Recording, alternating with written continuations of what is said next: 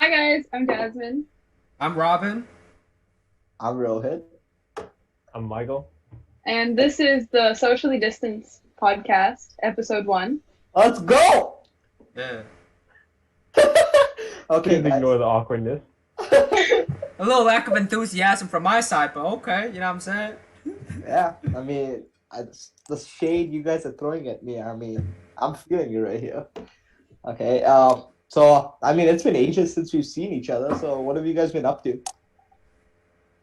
I mean, I guess sure I'll start, bro. Like, okay, so, um, for the past couple months, like, I've been hitting the gym.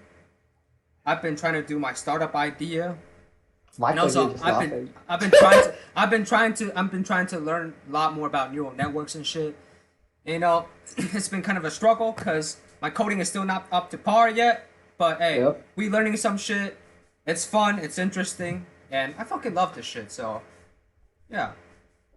How about you? Okay. How about you?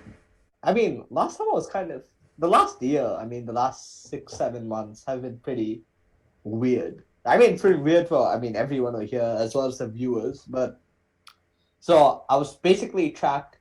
I wasn't able to come back to my home country. And because of that, I had to live in a place where I'd never lived for longer than 6 months. So, I mean, and I had to do like uni stuff, right? Because we had the semester and everything was all online. So, I mean, I have to say, I learned a lot about the culture and everything. But You're in India, right? yeah, I was in India. So it was a bit different for me. I mean, to adjust and especially to take care of my grandparents during like the pandemic and everything. When it's so scary for people who are aged about 70 or something like that. I mean, for the first time, I think I had to shoulder a lot more responsibility. So, and then university stuff, and then I would say it was a experience in itself. And then this summer, I was able to come back here. I was able to come back to Japan, so that was in itself. I felt I was able to reunite with my dad because my dad was here while me and my mom were back in India, so we weren't able to basically What come here. What do you think was the biggest culture shock, like having gone from living in Japan to living in India?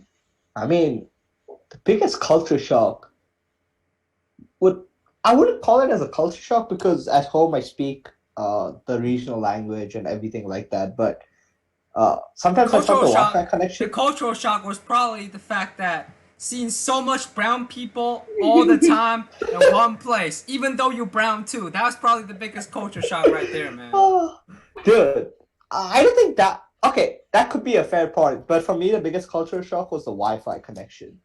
Mm. Dude, sometimes just being cut out of the class.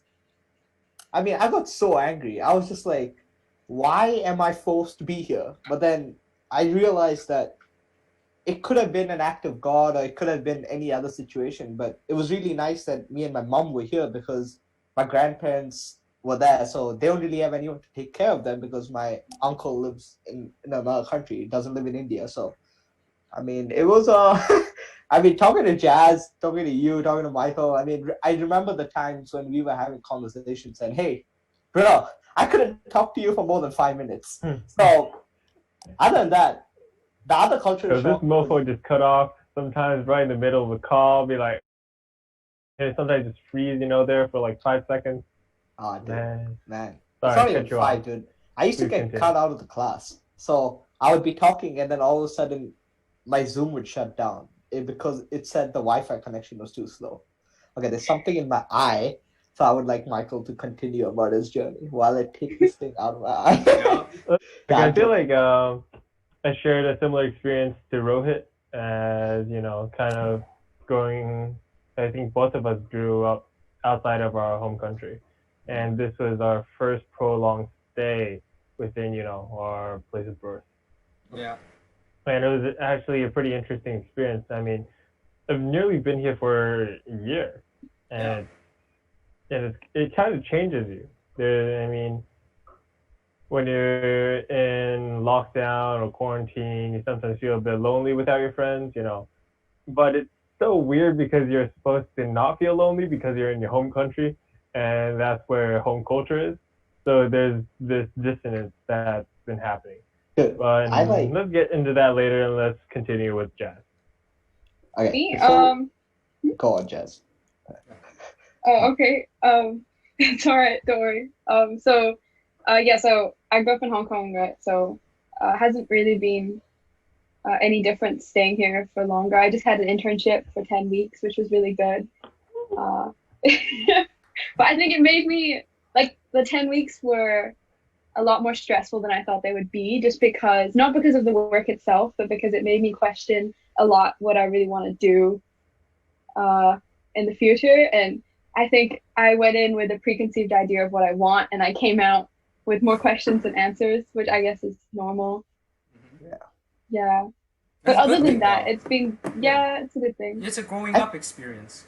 You're learning more about yourself, right? Oh man, Dude, talking about like learning more about yourself, like so like Michael said, like for the first time it was like a prolonged stay in one country. Like I honestly have to say I think I've become much more Indian. So I mean I You am gotta Indian. explain that. You gotta explain that. I mean I am Indian, but then growing up outside of your home country and just going back for vacations, I think it's a completely different experience. So the way I would define myself earlier was a bit more different.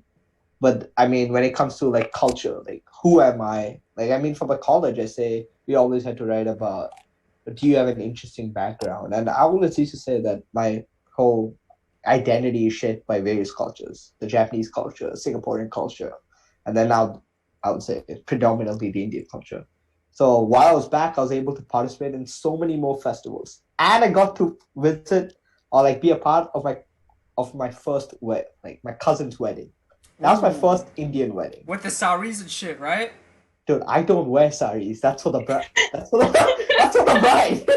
Yeah, I know that, man. Come on. I watched Three Idiots too, bro. Like, come on. Okay. Okay.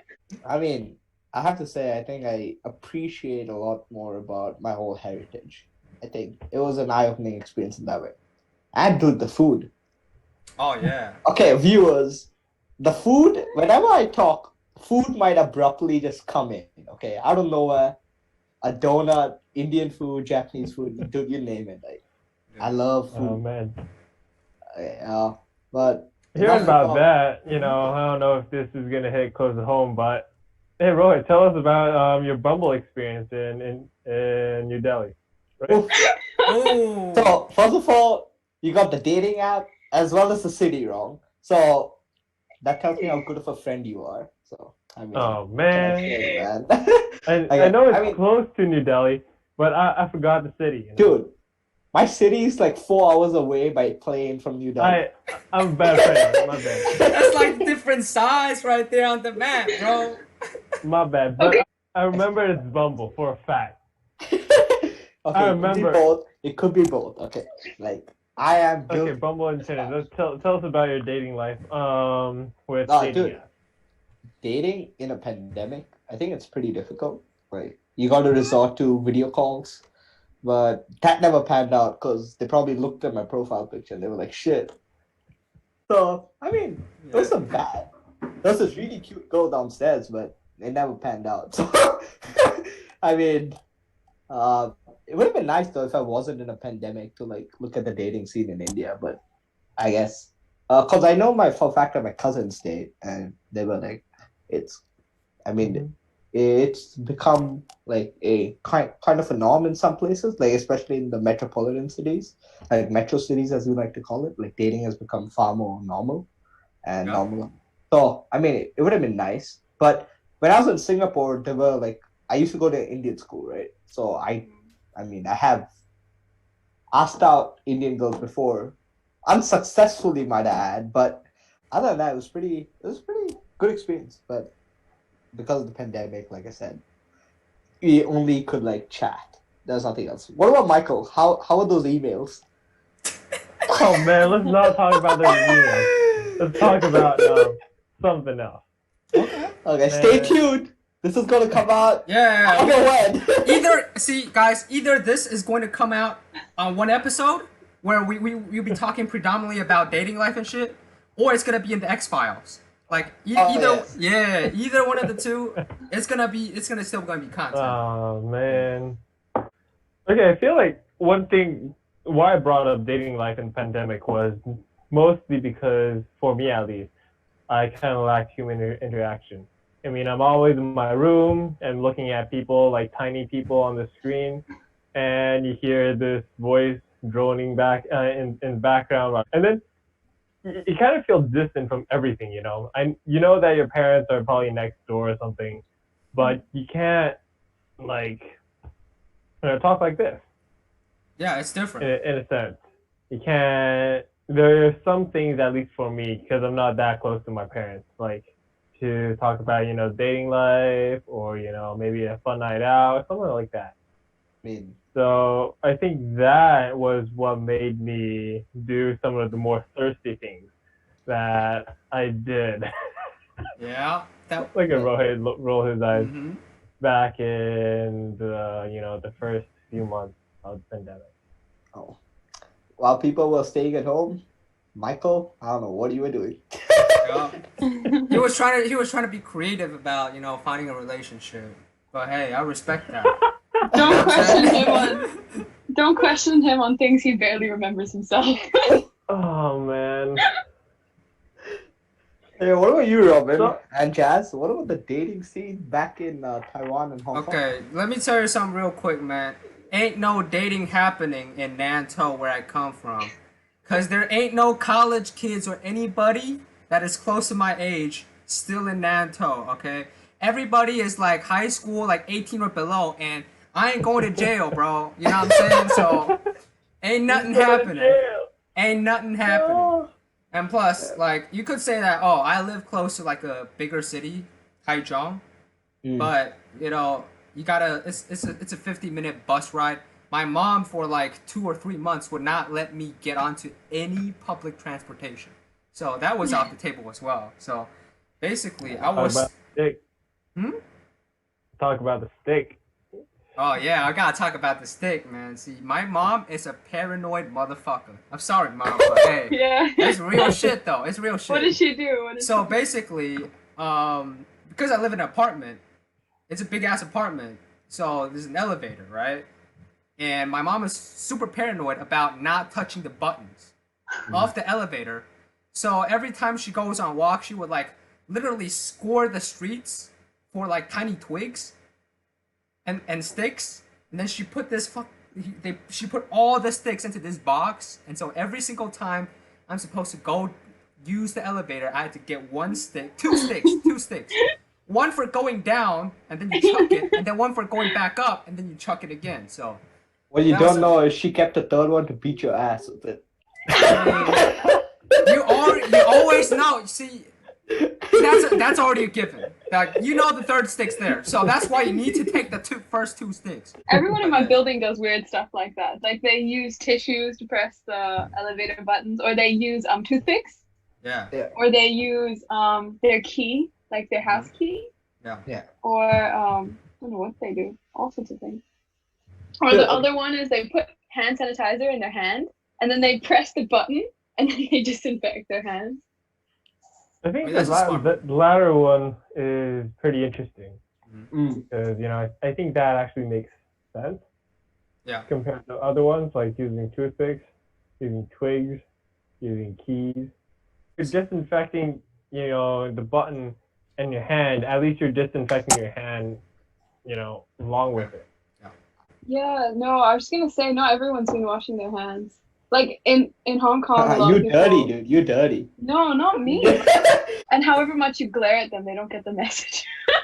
Dude, I met a Canadian pilot in the supermarket a few days ago, and he was saying how he went into the toilet and he was there for like 5 minutes observing people, and like there was 12 guys who came in, and none of them washed their hands when they left.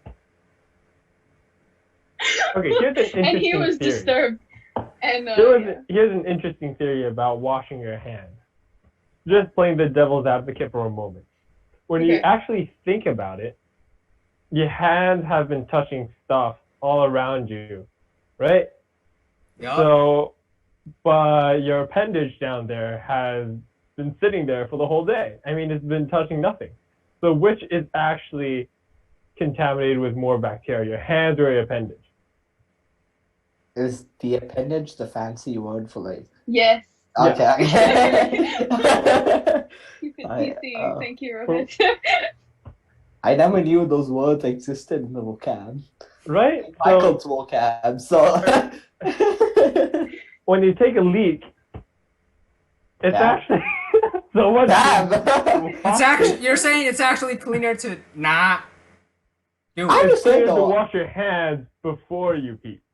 I have to say though. But you should do Michael could be both, on right? this one. Logically, you should do both. How No, do but you see, mark the reason why I don't do that is because I'm thinking about, oh, I might touch a button after I pee, and I'm thinking of, I'm being considerate about the other people who might also touch that button. I mean, why would it be considerate? I mean, like, okay, this is just Do me playing the both. devil's advocate. Okay, so You be think playing about a it lot. though. Think about it. Since your junk is clean, your hands are clean. Since your hands are clean because you washed them before you went to take a leak. So after you take a leak, both things are clean, right? Okay. Right? When you think about it, it doesn't really make sense. But actually, I mean, best thing, just use a hand sanitizer. No, just think about it. Okay, move on. Yeah. Okay. Unless But you you piss gotta on your lock the hands, door, which is right? a different matter altogether. You gotta lock the door, so there are gonna be some germs in like this. I Door. mean, how are you A gonna, lot of assumptions. how are you gonna lock the door when you're using the urinal, right? Oh, you're talking about urinal. I thought you were talking about number 2. No, not number 2. Number 2, you should wash your hands no matter what. Yeah. Ah. All right. So like this, we're nearing the end. You know, so this has been episode 0 of the Socially Distant Podcast. Follow us on social media, on Instagram, on Twitter, and everything. Follow our, our personal social media as well. And Robin's we'll gonna see put you his guys profile. the same time on the next one. Who knows what tomorrow